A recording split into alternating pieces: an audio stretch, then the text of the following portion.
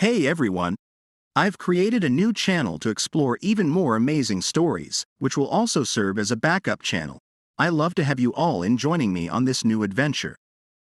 Channel link is in the description. Now back to the recap. Ellis thought, wait a minute, where am I? But I remember I was killed that night. A person spoke. Welcome. This is the middle realm, a place between heaven and hell. This is where we manage all creative works in the world, such as scripts and all. Lately, we have been experiencing a lot of trouble from transmigrators entering stories at random and ruining the plot.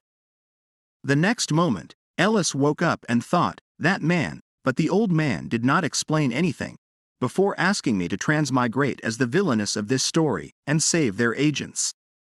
Why do I have to go to all this trouble after I am dead?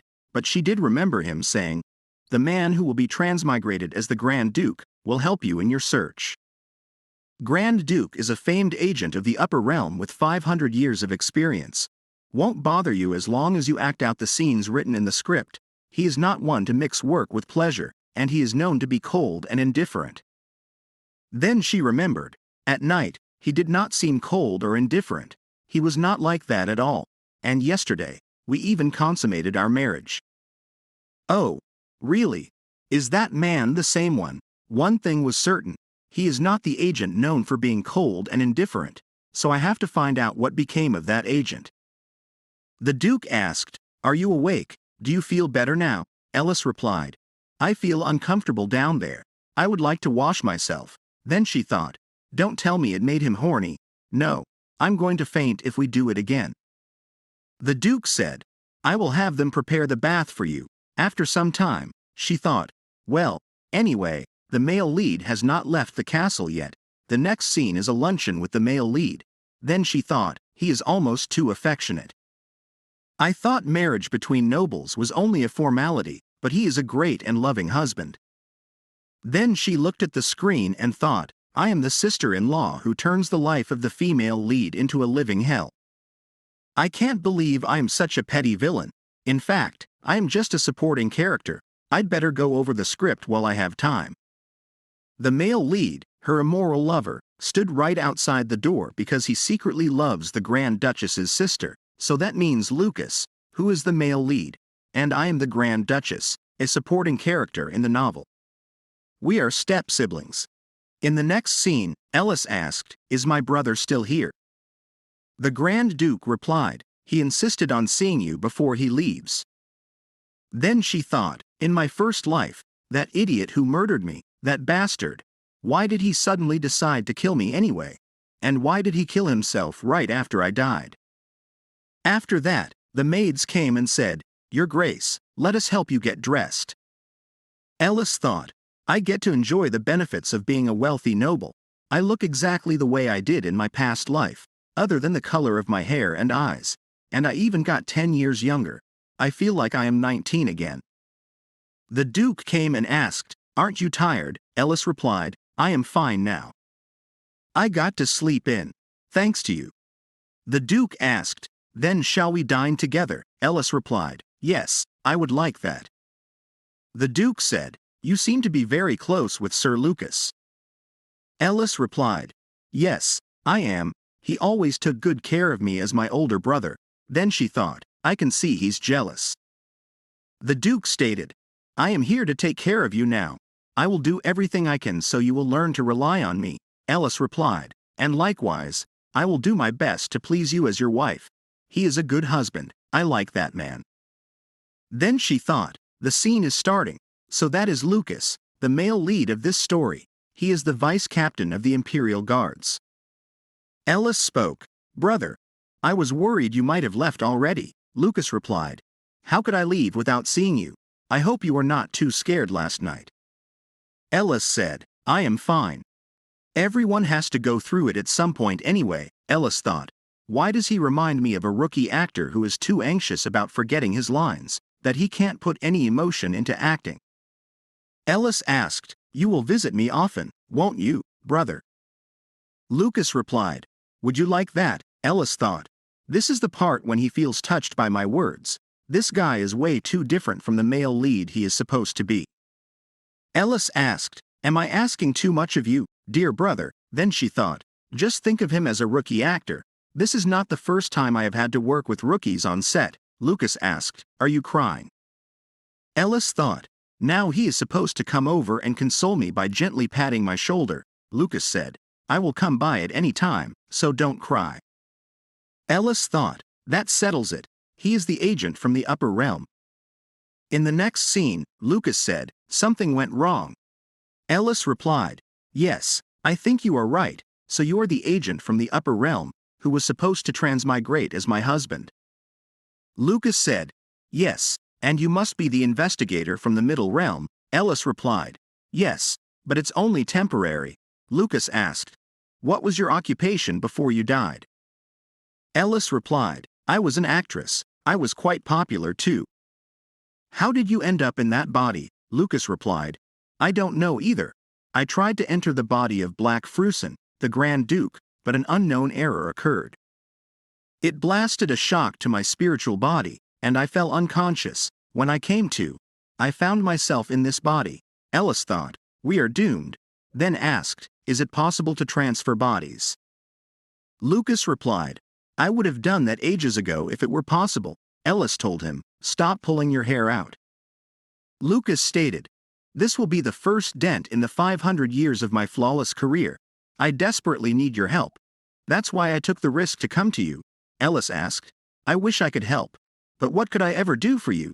Is there a way you could return? Lucas told her, keep quiet. Suddenly, he went under the bed. Ellis asked, what are you doing? The next moment, the Duke's voice came, may I enter, Duchess? Ellis thought, I have to make sure he does not find Lucas, and spoke, please come in. But what brings you here? Your Grace, the Duke said. About your bed. I remember I broke it last night. I might have to get you a new one. Ellis replied, sure. As you wish, and thought, it was not anything serious. Lucas thought, what is that sound? The Duke stated, my love, since we are changing the bed, adding a few more cracks would not really matter. Ellis replied, Duke, it's still early in the day. The Duke told her, it matters not. A married couple should be able to make love any time of the day. The clothes came to the floor, and Lucas thought, my goodness. Ellis spoke, Your Grace, I was hoping I could rest because I am tired. Then she thought, how do I get Lucas out of there? She then spoke, would you like to take a bath with me? And thought, I could lead him away to the bathroom so Lucas can leave. The Duke stated, my love, I would love to take a bath with you, but right now, I can't stop myself. Ellis thought, I hope he is not going to look under the bed. The Duke said, I promise to make you feel good. Ellis spoke, but Your Grace, that's... The Duke started the action. Ellis told him, please, Your Grace. The Duke asked, can you open your legs a bit? Well done, it seems slightly swollen. Did I hurt you last night? Ellis replied, it was bearable. Then thought, don't people usually find it embarrassing to talk about something like this? The Duke said, I am sorry, I don't know much about women. Ellis thought, maybe I could somehow convince him to stop. The Duke stated, so I promise I will be better this time. Ellis thought, my goodness, not now. The Duke asked, does it make you feel good, my love, my dear? Ellis thought, he is killing me. The Duke continued, I can't stand it when you do it like that. Ellis thought, yes, it would be better to make him finish quickly and run to the bathroom. But it's too deep, the Duke is pushing very hard. Then they started kissing. Ellis thought, this is impossible to stop. Lucas was totally embarrassed. Ellis thought, when did he pull my gown down? This is going very hard for me. Please, he is finally done. But what do I do about Lucas? I just want to rest right now. The Duke spoke, oh dear, you must have been very uncomfortable. I should have undressed you first. Ellis thought, is he out of his mind? The Duke continued, I know I can do it better this time. After some time, Lucas said, you must have it hard. Ellis asked, do you understand this is all your fault? None of this would have happened if you had been my husband. Lucas asked, do you want me to say it's my fault? Ellis replied, never mind. Just tell me how I can help you, Lucas said. Teach me how to act. Ellis thought, teach him to act, but he is a terrible actor, Lucas asked. I said teach me how to act. Why are you looking at me like that? Ellis replied, I think it's a lost cause. Lucas stated, that's not true. Even God acknowledges that I am the best agent, Ellis replied. Then I would say he is forgiving, Lucas told her. Of course, God is infinitely patient and merciful. Ellis asked, anyway, we have no time for it. You have to leave the castle soon. Remember, after that, he said, it's certainly possible. But I'm not sure the Duke would accept my request. He is the Grand Duke, so he must be quite busy all the time. Lucas replied, no, he will never turn down your request. Ellis asked, how do you know that? Lucas replied, can't you tell? He is completely mesmerized by your body, Ellis stated. Well, that's no surprise. They used to call me the beauty of the land. Lucas replied, you'd better watch your ego. Too much confidence always leads to disappointment. Ellis spoke, don't say things like that. Tell me what I get in return for helping you. Can you grant me anything? Can you secure a respectable place for me when I get to the upper realm, for example, or can you bring a soul to where I am? Lucas replied, sure, I can alter a soul's resting place with my authority. Ellis thought, so he wasn't lying about being a top agent, then replied, fine. I will tell you what I want once this mission is over. Lucas said, I see. Then I must get going since he will soon be back. Ellis thought, what? Then hurry and leave. I'm going to pretend to be sleeping. After that, Ellis thought, why is he back? Is he trying to kill his bride by making love to her? The agent from the upper realm entered the body of the male lead. Does that mean the Duke's body is currently occupied by the male lead's soul? In the script, Grand Duke Black is nothing but a supporting character, and nothing is known about his personality since he barely has any lines, so how do I confirm my theory? The Duke said, Ellis, and then Ellis thought, is he wiping me with a towel? What is he doing? This is hard to sleep through. By now, he probably knows I'm not sleeping. But if I open my eyes, it will be round 2. I can't have that. I have to play a scene tomorrow. I'm supposed to see Lucas off. I must not respond. I have to hold it in. He even applied something to heal my body after our first night. Why is he so darn affectionate? This man really seems to love Ellis. Then why don't I completely win him over? Once he is head over heels in love with me, he will help me with whatever I need. Then I'm going to make use of him. After that, Ellis thought, I was abandoned by my foster parents twice, then sent abroad for an international adoption, but my new foster parents abused me, and I spent my teenage years running away from home and living in horrible conditions. That's why I was incredibly lucky to have been accepted by a theater company. It was no easy task for someone of Asian descent like me to rise to the top, but my lifetime of hard work eventually paid off. It was finally time to reap the fruits of my labor.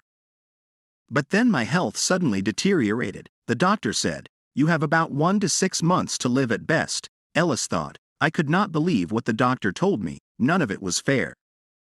But on the other hand, I also felt a sense of relief in knowing I could finally give myself a break, so I opted out of any treatment that would make me miserable, for whatever time I had left. But make no mistake, Ellis asked, what are you doing? Kane replied, I promise I won't let you die alone. Ellis responded, what is that supposed to mean? Are you going to die with me or something? Then she thought, I may have refused treatment, but that did not mean I gave up on life. I never wanted to die. Ellis woke up and thought, why did he have to kill me? I was already terminally ill. We grew up together and relied on each other in that tiny theater company. Am I the only one who thought of us as family? But what time is it? Is it morning already? This is like being late to a shoot. This is bad.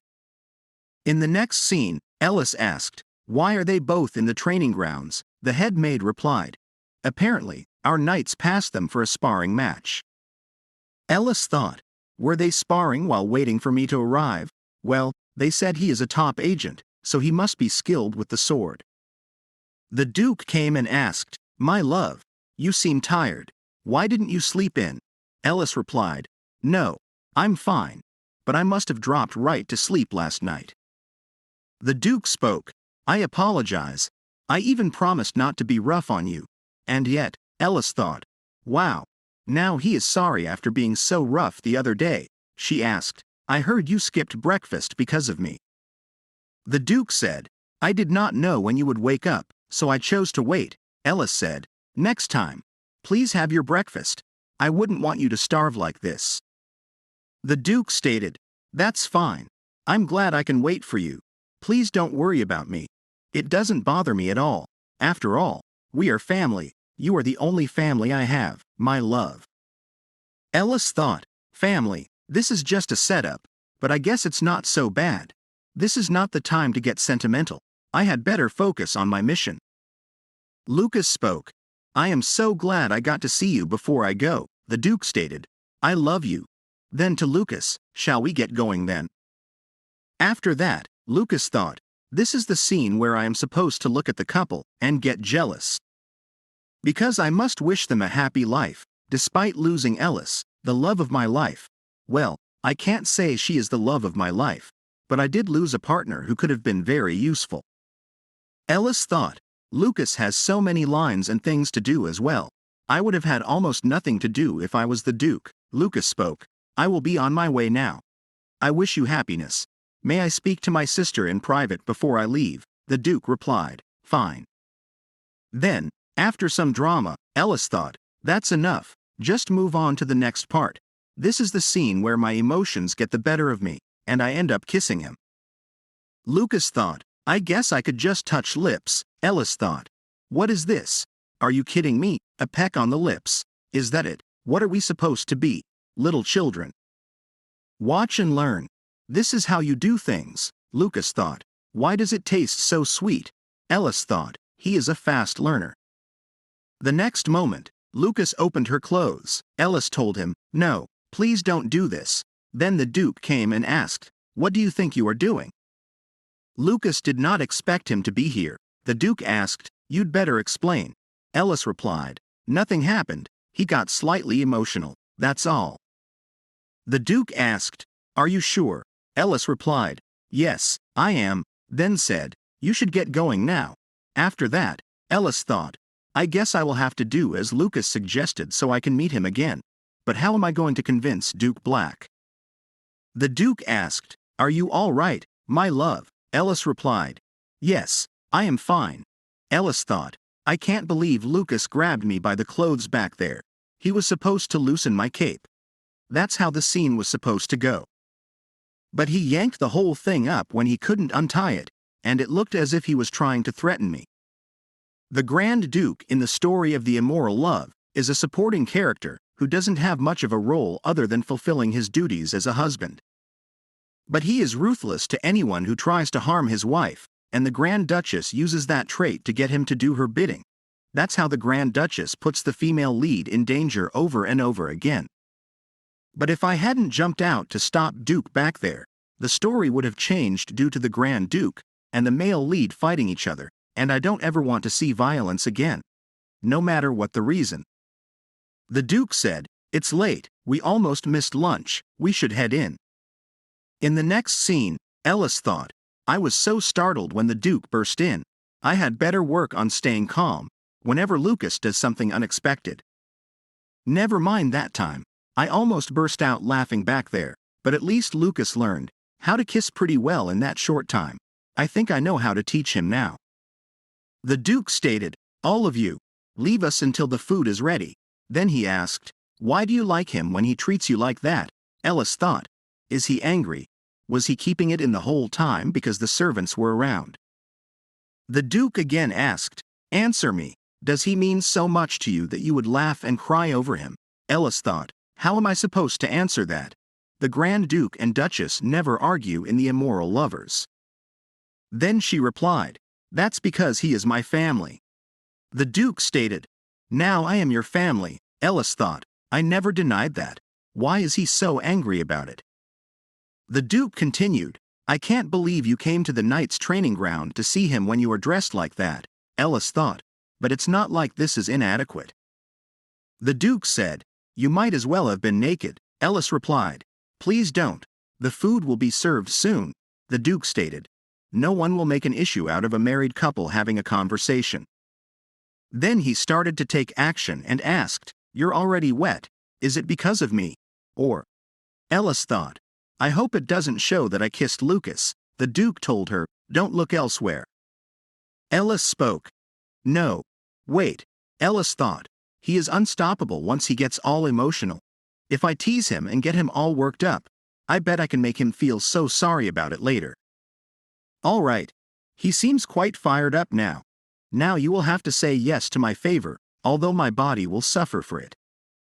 The Duke said, "I heard him call you by name. Tell me now.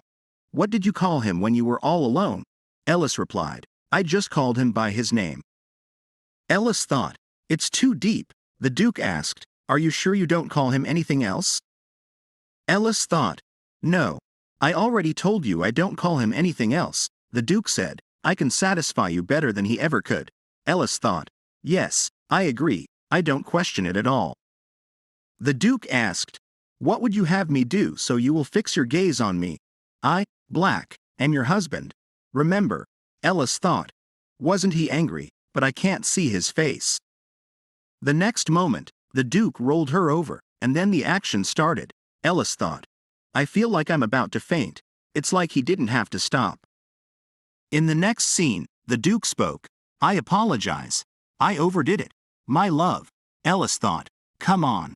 You're a big boy. Don't get all gloomy over that." I mean, he did what every good husband should, and honestly, it felt really good. "I guess you should do it." Then she said, "I wish to return to my room." After that, Ellis asked, "What are all these?" The Duke replied, "My possessions are now yours." Ellis thought, "Why is it so heavy?" The Duke spoke, "Oh dear. Let me carry it to your room myself." Ellis thought, "Are you giving me everything you own already?" The Duke spoke, "I will prepare an official event tomorrow so I can properly introduce you to the knights." Ellis thought, "It's just the two of us in the room now. This is my chance." Ellis said, "Your Grace, I have something I would like to tell you." Then she thought, "Good. He seems to think I'm still angry." Ellis continued, "I would like to attend His Highness the Crown Prince's coming-of-age banquet next month." Then she thought, "Last night, Lucas told me the Crown Prince's banquet is an important event in the plot, which will be held next month. Many nobles and the main characters will all gather in the capital for the banquet. The Grand Duke and Duchess have a reason to attend such a large banquet," she asked, "and it's only a matter of persuading Black." "Right," Lucas replied. "Yes. Come to the imperial capital. I will be waiting for you." Now, back in the present time, Ellis thought, "I can see why he is hesitant." In The Immoral Lover, the Duke and the Crown Prince are portrayed as very hostile to each other. It is evident in the way the Duke treats his wife with affection and cares about family. The imperial Crown Prince, on the other hand, is the very definition of decadence and hedonism. The Duke would shudder at the idea of having to speak to the Crown Prince, much less attend his birthday banquet. Then she asked, "Can we go?" The Duke asked, "Do you really have to go?" Ellis thought, "Remind yourself of the shameless things you did before we had lunch." Then she said, "I just remembered that. We will only be able to greet His Majesty next year if we miss the banquet, and if we ever have a child, it will be postponed even further." The Duke asked, "You said a child." Ellis thought, "What are you staring at? I just had a huge meal because you made me hungry." Then she stated, "I'm sure it won't take us long since you love me so much, Your Grace." Then she thought, "That's a lie. Of course, the Grand Duchess never gets pregnant in the novel, but he wouldn't know that. Why is he stuttering? What could he be thinking about?" Then she asked, "So that's a yes, right?" The Duke replied, "Fine. Let's go." Ellis spoke, "I am so happy." "Thank you, Your Grace," the Duke stated. "But my love, if you don't mind, would you allow me to call you by your name?" Ellis thought, "This guy definitely holds a grudge. He must have felt jealous when Lucas called my name." Then she replied, "Of course, I would be very delighted if you called me by my name." Ellis thought, "I should keep the Duke satisfied until we get to the imperial capital, so he will do as I say, and I will make things much easier to meet Lucas." The Duke said, "Then from now on, my name is yours, along with everything else." The next morning, the head maid told Ellis, His Grace went out to visit the magic center. Since the Grand Duchy is quite large, the procedure required to use a magic portal to the imperial capital can be quite complicated. Ellis thought, so the Duke is not around. Then she said, "Let's head to the dungeon. I would like to look around the castle."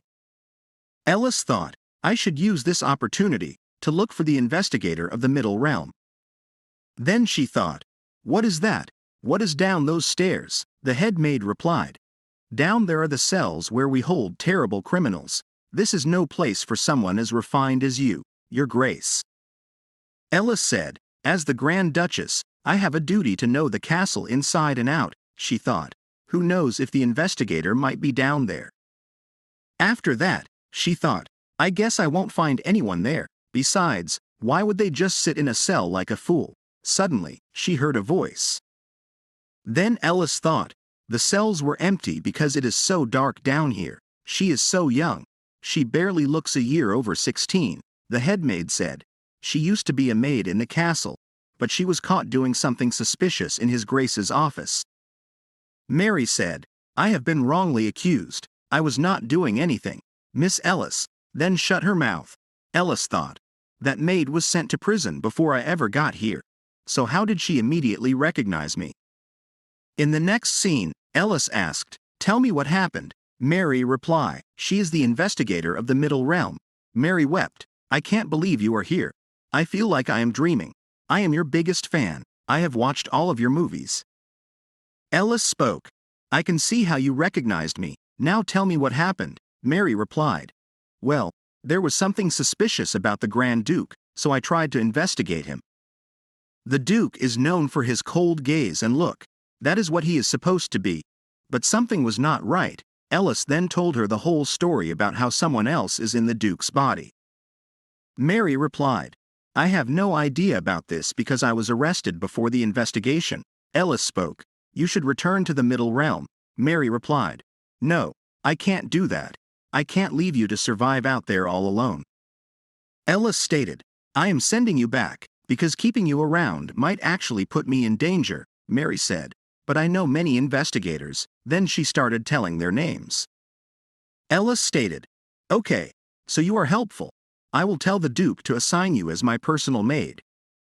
After some time, Ellis asked, "How was your trip?" The Duke replied, "My love. You didn't have to come all the way down." Ellis spoke, "I wanted to welcome you back, and thank you for arranging a trip to the imperial capital as I asked." The person said, "Oh, so that is what happened. Aren't you going to introduce me to your wife, Duke, or shall I do it myself?" The Duke stated, "My love. This is His Highness, the Imperial Crown Prince." Ellis thought, what? The Crown Prince in the novel was supposed to be another person, and that person is different, so his looks have changed too. After that, the prince spoke, "What an exquisite fragrance. It is so delightful to the eyes." Ellis thought, I am not sure if he is trying to seduce someone or simply humiliating us. Rex, that's his name, but I didn't know about him. He's probably a transmigrator as well, the Duke said. Perhaps you don't have any proper chefs in the imperial palace. The prince replied, one gets tired of having the same thing every day, no matter how good it is. Don't we all crave something different from time to time? Ellis asked, to what do we owe the sudden pleasure of your visit, Your Highness, and thought, in other words, don't you have any manners, you stupid prince? The prince replied, this fellow sent in a request to use the teleportation portal into the imperial palace. I just had to come and see if it really was the Grand Duke. It happens that you are visiting right before my birthday. But did I hear that right earlier? Was it your wife who requested the visit to the capital? The Duke stated, that's enough. If you don't stop, I will have you kicked out of my castle. Know your place. The prince asked, well, fine. But we still have a matter to sort out. Why don't you bring your seal? The Duke replied, fine. Follow me to my office. The prince responded, no, I would rather not. I would like to stay here and have a conversation with your wife. Ellis thought, true, only the Grand Duke himself can bring his seal. Then she said, "Don't worry, Your Grace, I will keep His Highness company," and thought, "I'm glad he's leaving, it will make things much easier for me to get information out of this guy." After that, the prince stated, "Finally, we got rid of him. Now there's nobody to bother us. How have you been?" Ellis thought. It barely took him a second to change his tone. The prince asked, "Don't you recognize me? Is it because I look different?" "It's me, Cain Liberto. It was the 1st of January, at the alley behind the Bollywood Hotel, that we first met each other." "Why won't you say anything? Don't you believe me? I even know you have a scar on your stomach, because of what happened when you were 14. Ellis thought, this guy isn't even serious about fooling me. He doesn't even know why Cain and I were together for all those years. Cain never brings up my past. Ellis asked, "Who the hell are you?" The prince replied, "Why would you say that? I died for you." Ellis spoke. "That's enough. I don't know how you know these things, but pretending to be Cain doesn't mean you are actually him. You speak shameless lies. Are you a transmigrator?" the prince asked. "How did you know?" Ellis replied. "Did you think I would welcome you if you pretended to be Cain? I would have slapped you across the cheeks right away if you were really him. Are you a demon?" The prince asked, "What will you do for me if I tell you what I am?" Ellis replied, "Forget it. I have no information to give you," and thought, "I do know about Lucas, but I'm not going to give him that information." The prince said, "Let me insert it just once, then I'll tell you, or at least give me your underwear." Ellis thought, "What a messed up pervert." The prince spoke. "Well, that was a good one." Ellis asked, "Now tell me, are you a demon or an agent? Why did you pretend to be Cain?" The prince replied, "Well, yes, that's what I had in mind at first." Ellis spoke. "What a joke. He killed me. He's nothing but a murderer." The prince asked, "Just let me insert a finger." Ellis replied, "Are you out of your mind? The Duke will be back soon." The prince spoke. "I can make sure he doesn't see us. I can separate space and control the flow of time." Ellis said, "You are quite useful, but tell me how you know about his memories." The next moment, the prince was at her, and he said, "Did you just ask me how I got his memories? He and I made a deal, and I got his memories as a bonus, but I can't tell you about the deal because it's forbidden, so that answers your question, right? Are we good now?" Ellis replied. "Wait, what?" The prince spoke. "This is amazing." Next scene, the Duke came and said, "Here is the seal. Now bring out the documents." After that, the prince said, "I will be seeing you again soon." After some time, the Duke asked, "My love, did he ever act rude to you in any way?" Ellis replied, "We only had a conversation. He asked me about my life before marriage. Were you worried about me?" The Duke said, "He is a dangerous man.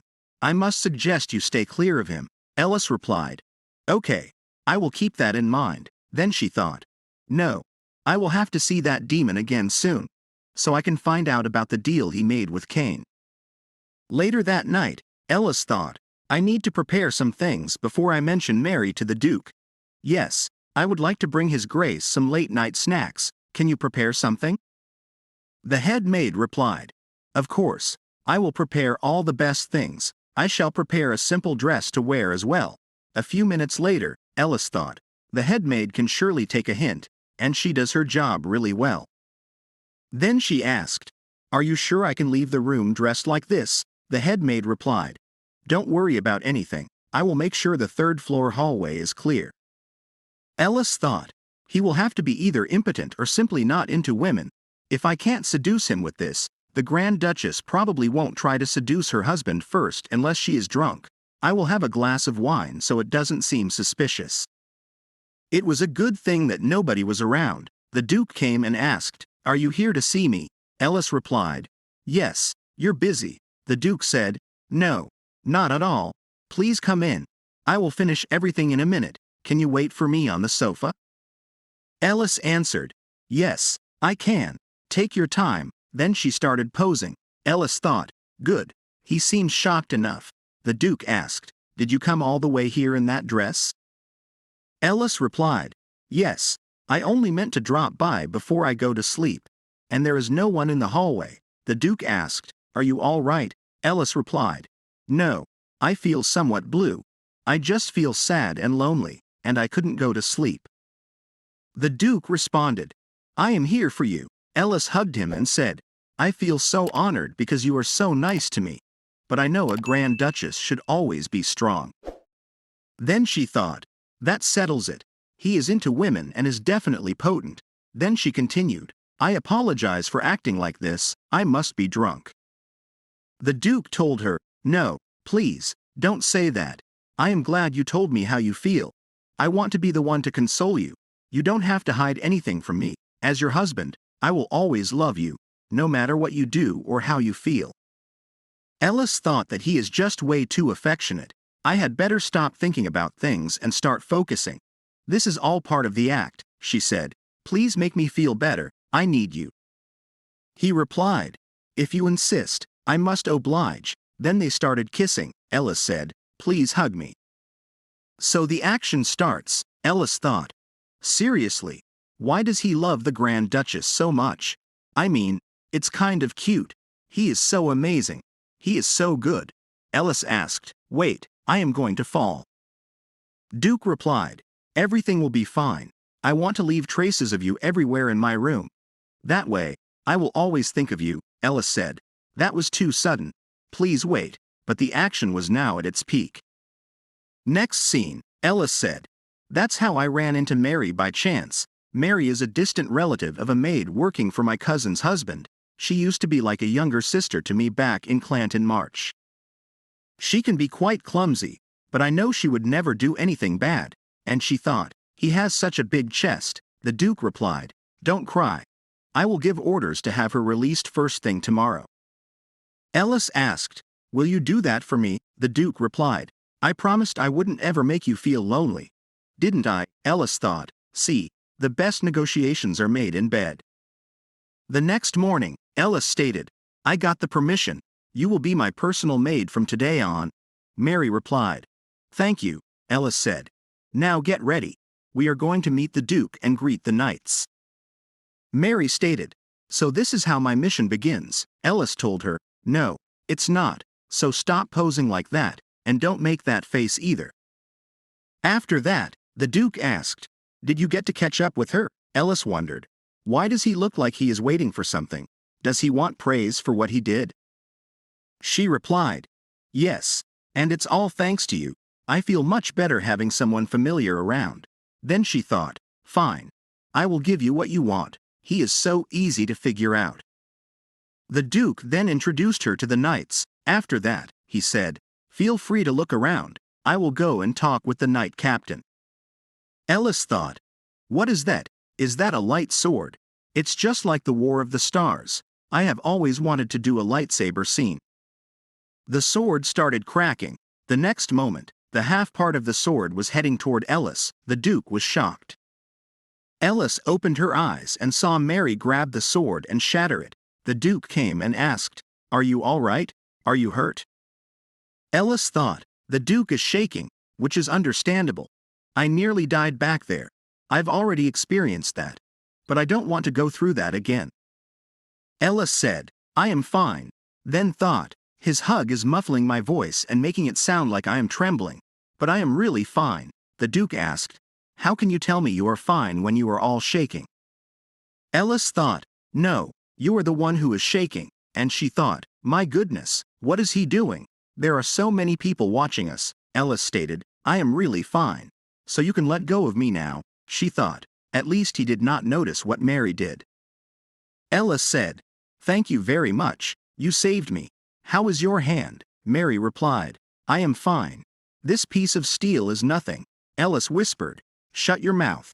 The knights were chatting, amazed that the maid just crushed the sword with her bare hands.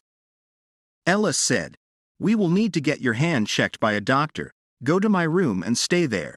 She thought, I need to hide the evidence. Mary thought, I got what you're saying to do. Ellis also thought, you're supposed to act like your hand is hurt. Why are you limping all of a sudden? The next moment, Ellis thought, he is angry again. I had better calm him down.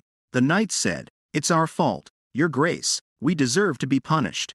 We will accept any punishment you see fit.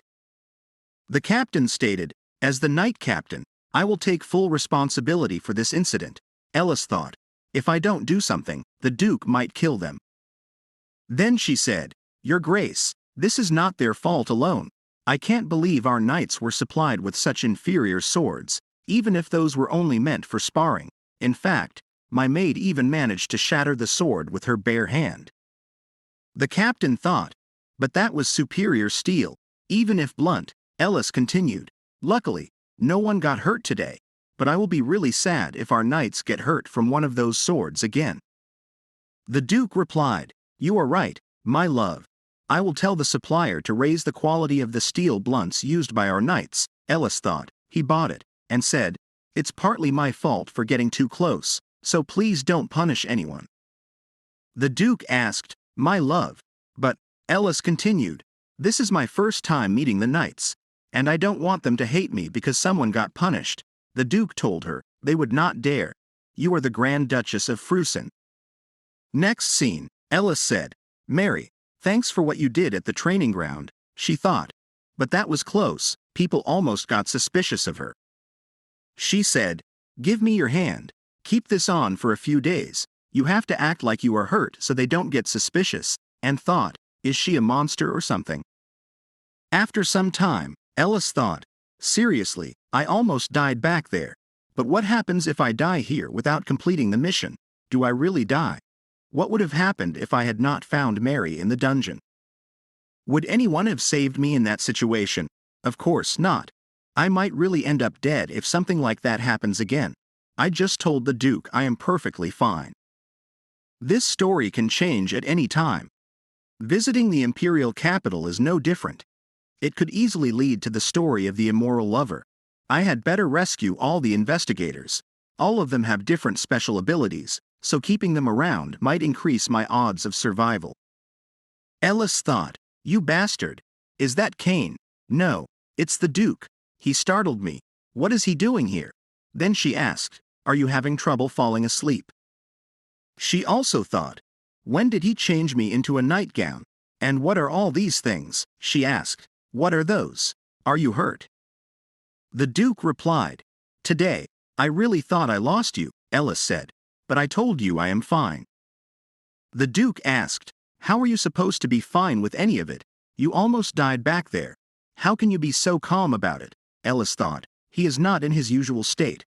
I had better calm him down first. She asked, Is that why you brought me these things?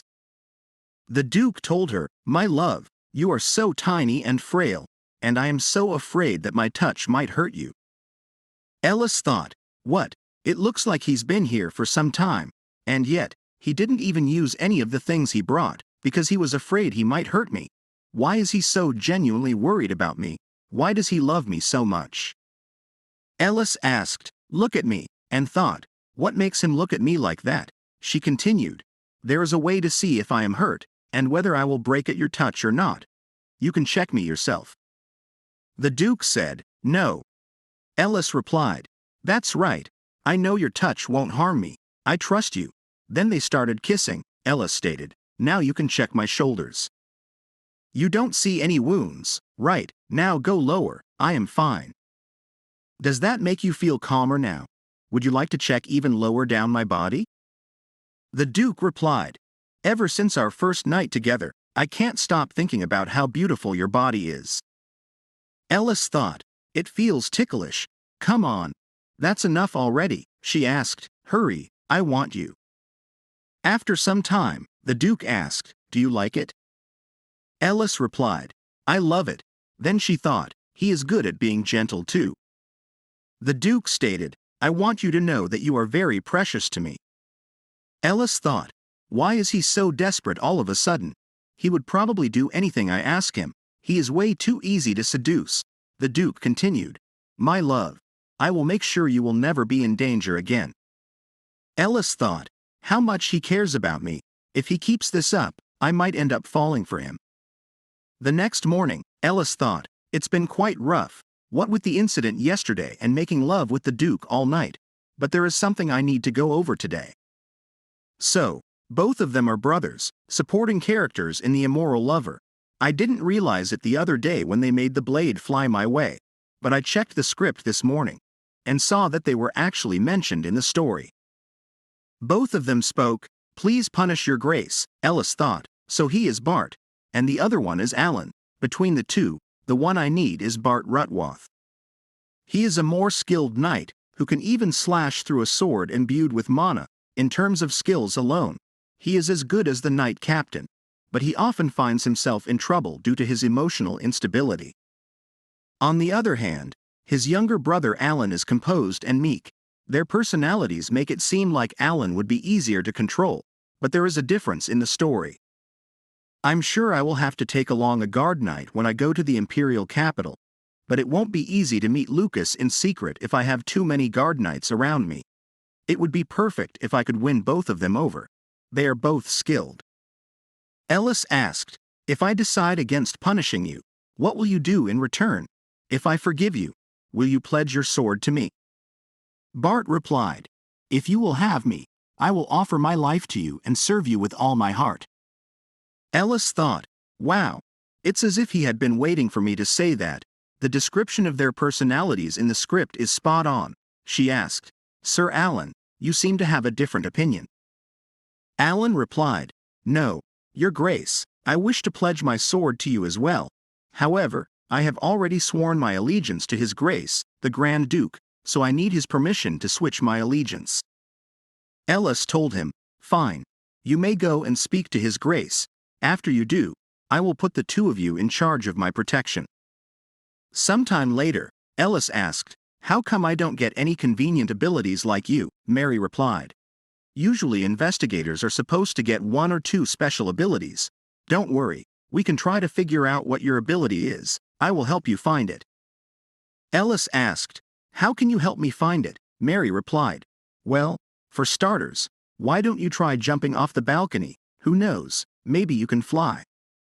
In the next scene, the Duke stated, "There must be at least 4 knights guarding you at all times.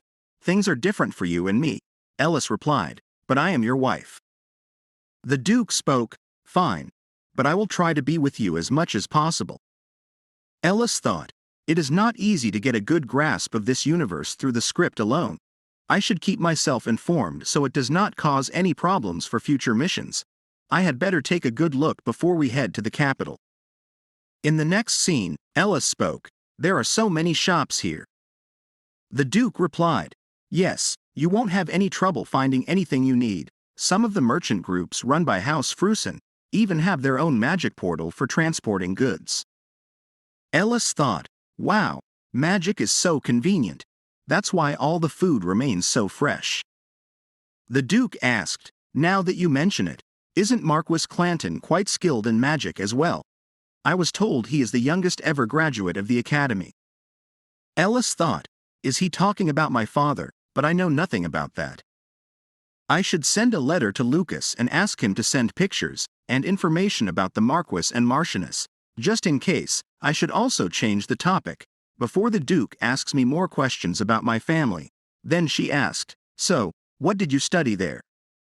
The Duke replied, "I majored in administration." Ellis thought, "Well, he comes across as quite the intellect, but the body he hides underneath those clothes. It's such a waste to cover up that hunk of a body." The Duke said, "Were you thinking it doesn't quite suit me? I believe Sir Lucas took up knight training, but I have to oversee the Duchy of Frusen, so like it or not, I can't live the life of a knight." Ellis thought, "He has a point. The Duke is always poring over some kind of documents and papers. I suddenly feel super curious about something, but would it be okay to ask him? I feel like it might be a bad idea." The Duke asked, "What is the matter?" Ellis replied, "Would you mind if I asked you a question?" "No, you know what, never mind." The Duke told her, "You can ask me anything, don't worry, I won't feel offended." Ellis said, "I just wanted to ask out of curiosity, have you ever sparred with my brother?" The Duke replied, "No, but why would you want to know that?" Ellis thought, "Why is he being so moody about it? I was just curious, that's all." Then she said, "Well, that's because you are my husband. You are the one I will always rely on, so I want you to win, no matter whom you are up against, and of course, I will be there, cheering for you to win." The Duke asked, "Is that so?" then I will live up to your expectations. Ellis thought, I hope he and Lucas won't end up fighting each other. After some shopping, Ellis said, thank you for all the gifts and dresses you got me. This is the first time I've received such nice presents from anyone. Ellis thought, sure, I've gone on dates with rich men in my past life, but I always paid for whatever I wanted out of my own pocket, because I hate being called a gold digger.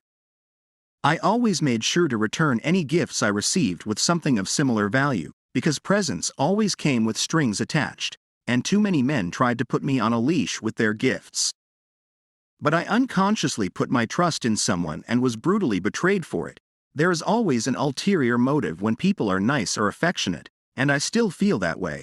But maybe I could accept some simple gifts, since I am in a fictional story anyway. The Duke asked, weren't your family nice to you? Ellis thought, I have no idea what they were like. Well, I guess I'll give him an ambiguous response so he can imagine whatever he wants. Then she replied, that's not true. They were nice to me, and thought, he will be more forgiving of my flaws and mistakes if he feels sympathy toward me, and I should take advantage of every opportunity. The Duke stated, I'm sorry, I shouldn't have asked. I promise I will be much nicer to you than they ever were, so you will never have to make that face again. Ellis thought, he tries so hard that I always feel sorry for him. Ellis looked at Bart, then thought, didn't he just meet eyes with me? He must have been staring at me. Then, at night, the Duke spoke, I have something to show you. It's more spectacular at night.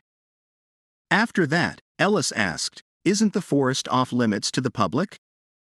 The Duke replied, there is nothing to worry about since I own this forest. Ellis said, wow, I didn't know there was a lake here. It is so beautiful, she thought. It's been some time since I felt this peaceful. The Duke replied, please come this way. Then they went into a house, where one person was already there. Ellis thought, Cain. Wait, what about Duke? Doesn't he see Cain? Then Cain spoke, how do you like my birthday gift? I remembered how you always said you wanted to live in a place like this. The Duke asked, isn't this fascinating? This is the Lake of Illusions. It's called that, because it transports a person to the place they desire deep down in their heart. Ellis thought, what? The Duke continued, so this is the place you long for, my love, it looks peaceful. Ellis thought, is this the place I seek? If I ever desired a place like this, it's probably to slap Cain across his cheeks, she said. Let's go somewhere else now, I would like to see the place you desire. After some time, the Duke stated, this is the place my heart seeks. It's the place where we met for the first time. Ellis thought, it must be the temple where the wedding was held. This place looks exactly like it did on the day of the wedding. The Duke said, our wedding ceremony was very long, but if I could turn back time to that day, I would have kissed you right then and there, just like this. Ellis thought, it tastes so sweet. It makes me forget about all the bad feelings I had earlier. Ellis stated, it tastes great. The Duke replied, then I will give you another sip. Ellis said, we finished the wine. Does that mean we are heading back? The Duke replied, no, we are not, because we didn't come here just to share a glass of wine. I want to see how lovely you look when I mess you up right here and now. It's so warm, soft, and wet. I had no idea at the time, and I wonder if things would have been different if I had known back then. It wouldn't have been torture to wait such a long time to touch you. You are so beautiful, so we have to start. Ellis replied, wait, Duke, but I'm not ready. The next moment, the Duke spoke, I just imagined how things would have been if we had consummated the marriage in front of all the guests who had come to see the wedding. Such as the head priest, your family, my servants, and the knights. Then no one would ever think of taking you from me again. Ellis thought, is he trying to get me addicted to the pleasure he gives me? He's just too good at this. The Duke said, even if we were to return to that day, I wouldn't be able to do it. Ellis asked, why not? The Duke replied, I wouldn't be able to do anything, because I would be so afraid that you might end up hating me. Ellis asked, why would you be afraid of that? I am already married to you, remember. The Duke replied, I know, but even though you are my wife, there are still many things I should not do to you. Ellis thought, well, I guess he feels anxious that his wife might cheat on him. After all, the script is based on a very promiscuous story. In this story, nobody says anything about ladies having multiple lovers, or about anyone swapping partners for sex. The Duke continued, I wasn't ready for this. If it were up to me, I would keep you in my castle, and never let you out until you were head over heels in love with me. But I'm a coward, so I can't even muster the courage to do that. Ellis thought, yes, right there, that's right, just a little faster, there we go. The Duke said, so don't make me feel anxious. Ellis replied, don't worry, I'm already falling in love with you. She thought, wow, I can't believe he came just from hearing those words. The Duke said, I'm sorry, I didn't mean to. Ellis asked, why are you covering your face? Let me see you. The Duke replied, no, let's start over. Ellis told him, we don't really have to. The Duke replied, no, I know I have to work harder to satisfy you. Ellis thought, he ripped my dress again. How am I supposed to get home now? I don't believe this, it's, oh my gosh, so good. After some time, Ellis thought, he's sound asleep. There's still time until sunrise, so I'd better let him sleep. The ring is shining. I should cover myself so he doesn't see anything. Update. What is this about? I guess an update can only be a good thing. A voice came. This area can't be displayed on the map. Upgrade the system location. Ellis thought. But why does this sound somewhat familiar? Lucas told me he got an error message when he tried to enter the Duke's body and failed. Could it be that one can't transmigrate into any characters already occupied by someone else? In fact, I just moved in and out of his universe without any problems, but that shouldn't be possible for a character in the script. He must be a transmigrator. But even so, the Duke can't be from the middle or the upper realm, because Lucas or Mary would have recognized him. Is he a transmigrator from the real world, who accidentally stumbled into this place? Suddenly, the Duke asked, are you awake? Oh no. Did I wake you up? Ellis replied, that's fine. We should be getting up anyway. Then thought, you almost saw it. The Duke asked, shall we go back now? Ellis replied, but my dress. The Duke told her, don't worry about that. I told you this place is only a fantasy. Remember, after that, he said, stay in the carriage. I will give the knight captain some instructions and be right back. Ellis thought, why does he always smile? But how am I supposed to find out who he is now? I just hope he's not a demon, him again. Can't he be more subtle about it? I'd better keep an eye on him and the Duke as well. Next scene, Ellis thought, I am finally back in my room. I only had the script on the screen before the upgrade, but now nothing is working. Is that a map of the Grand Duke's castle? The dark gray dot in the study must be the Duke. But the yellow dot seems to be coming my way. Mary came in. Ellis thought, I guess the yellow dot represents investigators. Kate went to the bathroom to prepare the bath, which means blue dots are supporting characters. Mary told her, you got a letter from Lucas. After reading the letter, Ellis thought, he wants me to come as soon as possible because he is struggling. Then she asked, is this the only letter I have received? Doesn't the Grand Duchess have any friends? Mary replied, the Duchess has a terrible reputation, so she doesn't have any friends at all. Ellis thought, maybe it's for the better. I never had friends anyway. I had several colleagues who acted like they were my best friends when the camera was on, but once I started staying home, only Kane ever came to visit. But as it turns out, he wasn't my friend either. Then she asked, by the way, is there a way to upgrade the ring? Mary replied, I don't know much about these things, but there is an investigator who might know something about it. There was the Marquis's coachman. He is from the Item Development Division. Ellis thought, anyway, I'd better send Lucas a letter and tell him about the investigator. I could also ask about my parents since I might run into them in the capital. Next scene, Ellis thought, I don't think I should tell Mary about the map or the Lake of Illusions. Mary is a terrible liar, so the other investigators will see right through her. I just have to complete this mission and get what I want, and once that's done, I will settle my score with Kane once and for all. On the other hand, at the imperial palace, Greg asked, "It's not wise to aggravate the Duke, perhaps you should reconsider." The prince replied, "Why should I? Actually, I find it exciting." "Don't you think, Camilla? You know what, I shouldn't have asked, this is the only thing you understand anyway, and Sir Greg, you have no idea how tasty and desirable my prey is," Greg said. The Marquis might stand down, but Lucas won't take it lightly. The prince replied, "It doesn't matter, he's the imperial family's little bitch. Will you come over here and make love to her from behind? She must have enjoyed the way you penetrated her the other time, because she kept asking for you. So, are you looking forward to it? It only took you 2 weeks to get hooked on this, but you and I both know this is not the end of it. There are still plenty of other pleasures to enjoy, my lovely Camilla." Like this video. Hit the like button and subscribe for more videos.